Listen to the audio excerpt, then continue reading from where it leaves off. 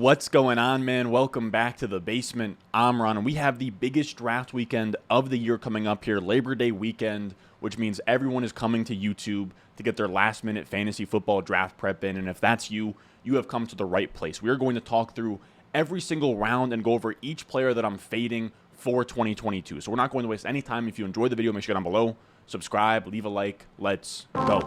Thirsty, trying to choose. I know I'm pretty cool. My nitty bag. Now, if you are one of the people that have a draft coming up this weekend, make sure you're completely prepared by checking out patreon.com/Ron Stewart. I have my entire rankings, top 200 PPR and half PPR. I have my ideal rounds, so when to draft certain players, where, and then on top of that, you get my in-season weekly help. So you get my fab guidance, you get my weekly rankings, my rest of season rankings, all of that good stuff on the Patreon. So make sure you check out patreon.com/Ron Stewart. The link will be in the description and it'll be at the top of the comments below. So just like yesterday's video, we're going to be using 4for4's multi-site ADP. I figured it'd be the best picture of what a home league might look like. It kind of pulls from everything: FFPC, Yahoo, ESPN, Underdog. It's got it all. And when we talk about round one fades, first up we have Derrick Henry. Now I just want to get out of the way. Derrick Henry is one of the most talented running backs in the NFL. I say this every single time. But the 106 is too expensive, and we're playing fantasy football. He's personally my 112. I have Chase, Dalvin Cook, Devontae Adams, and Diggs all ahead of him. And everyone's going to be coming for my head, but I want to say Evan Silva, one of the more hand-in-the-dirt take analysts out there, has always been on the big dog Derrick Henry the previous few years. He has him at his 111. So even he, someone who is a big Derrick Henry fan, thinks that 106 is too expensive. Literally the only people that are drafting him in the top 6 are people in your home league on ESPN, on Yahoo, everywhere else, high stakes, Underdog. He is going at the 1-2 turn. I cannot stress enough, I would not want to be the guy in your league to take him in the top 6. And when we talk about Derrick Henry himself, the volume he needed last year to hit that 24 point per game mark that he hit, which was insane, the issue is that he needed an unprecedented amount of volume to get there. He was on pace for 508 touches last year.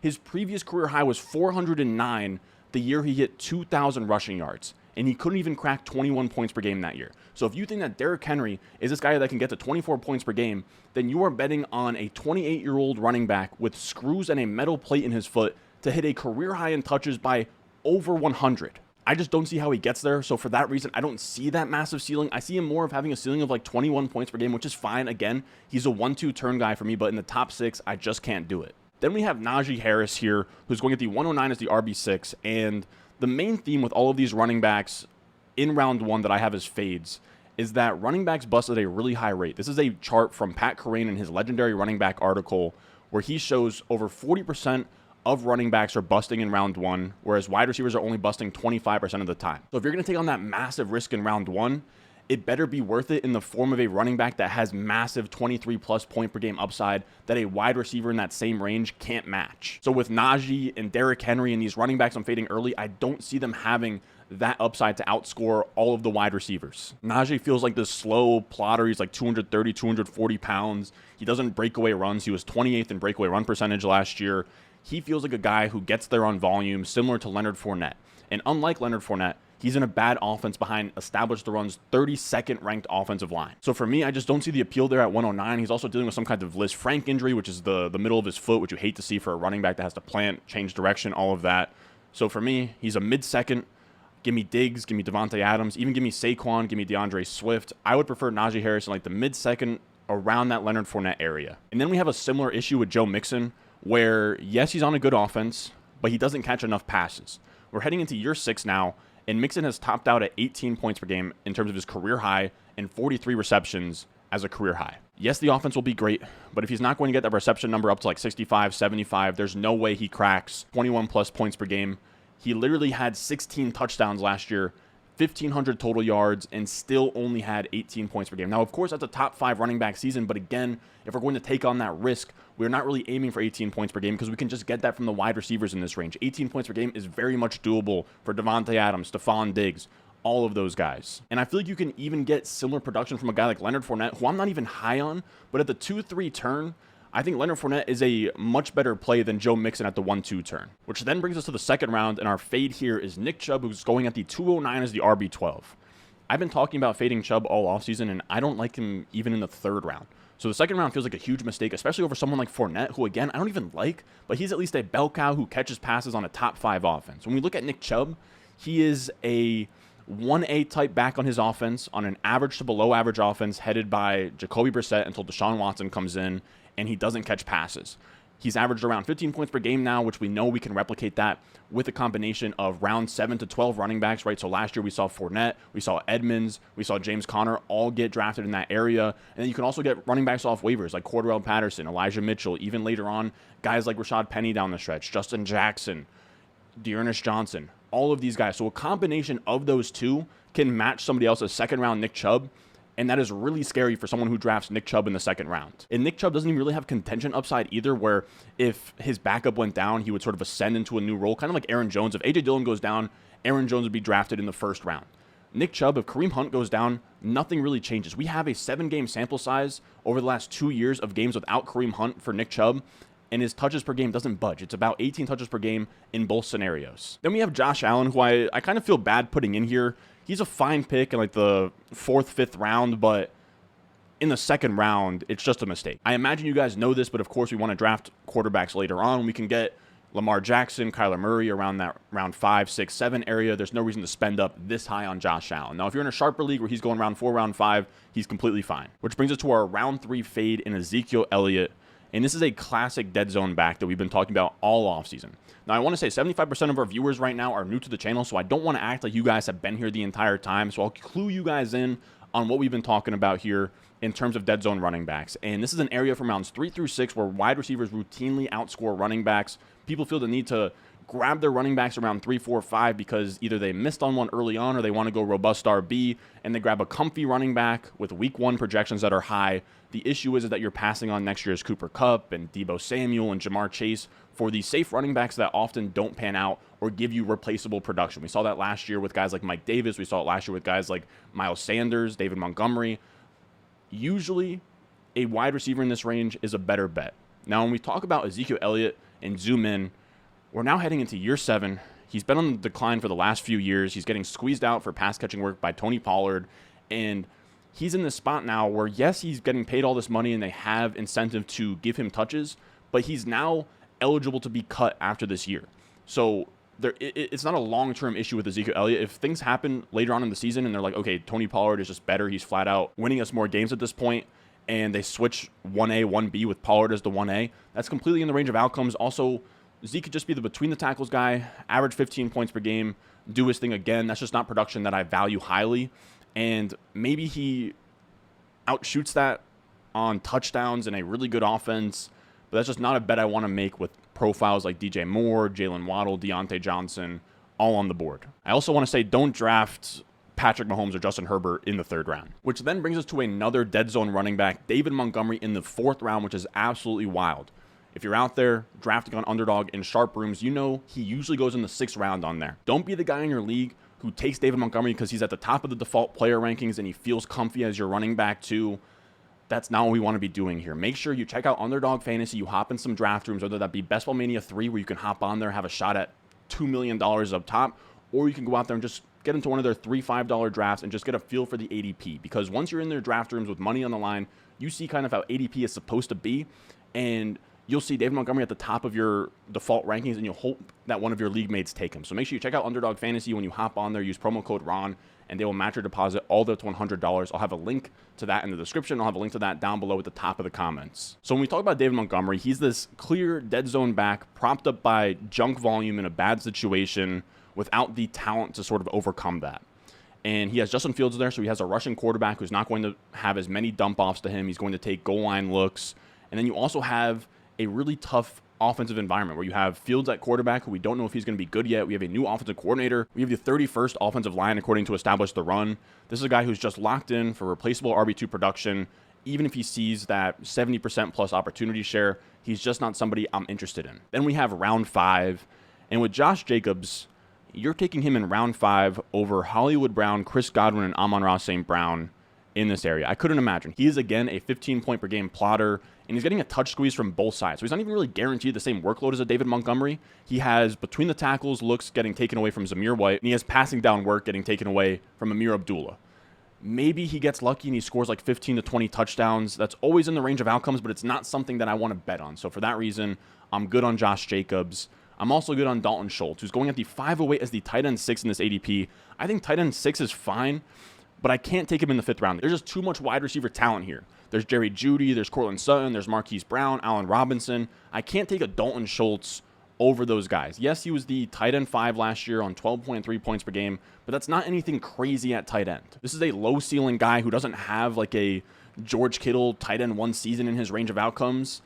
He's just a floor play at tight end that you're paying a premium for. I think you're just better off waiting down the road, maybe taking a Hawkinson late, maybe even just streaming the position. Then we have yet another dead zone running back, Elijah Mitchell to 509 as the RB23. And yes, he was a rookie last year when he averaged 15 points per game, so he should be able to increase that. The issue is that he kind of already maxed out. He was third in the NFL last year in opportunity share. He had 18.8 carries per game, and he was top 12 in the NFL in efficiency with 2.3 fantasy points over expected per game. He's pretty much maxed out between the tackles. He doesn't project as a pass catcher in this offense. And we're not going to see a lot of passes from Trey Lance to the running back or just passes to the running back in general in this system. Round 6, we just have a group of players that I don't really have any clear fades here, but I will say Tom Brady, TJ Hawkinson, and Dallas Goedert all too high here, but they're not really players that I'm fading. I think in most leagues you'll be able to get Tom Brady in like round 7-8, Hawkinson round 7-8, Goddard round 7-8, but round 6, too high for me. Again, Hollywood, Godwin, Amon-Ra St. Brown, Juju, Michael Thomas, all these guys on the board, I can't pass on them for guys like Hawkinson and Brady. Then in round 7, we have Damian Harris, and he's not even really a fade for me. I've actually drafted him on 2 of my 6 redraft managed leagues so far, but in the 10th round. 7th round is too rich for me. This is a between the tackles grinder with no pass catching upside. Ramondre is the one that you want. And funny enough, he actually goes in the 8th round in this ADP. Ramondre is the guy who's going to get the between the tackle work as well, and then he's also going to get the receiving work. We want pass catching and goal line work. We don't just want between the 20s, low value touches. I mean, he's fine like the 10th round and get you some usable weeks, but I think this is too early for him. Then we have Miles Sanders, who goes at the 7-11 as the RB29 here. As the offseason goes on and on, I'm just more out on Miles Sanders. Now, I know that he finally got back to practicing today after missing weeks of practice with a hamstring injury. His week 1 status is still in the air. And he's another one like Josh Jacobs where he's getting squeezed from both sides, where he has Gainwell having the passing downs on lock here, and then you have Scott and Gainwell mixing in between the 20s, and you kind of just have Miles Sanders being this space back who's probably going to average like 12 to 14, 15 touches per game. I don't think that'll be enough. Which brings us to round 8, where we have Zach Ertz at the 805 as a tight end 9.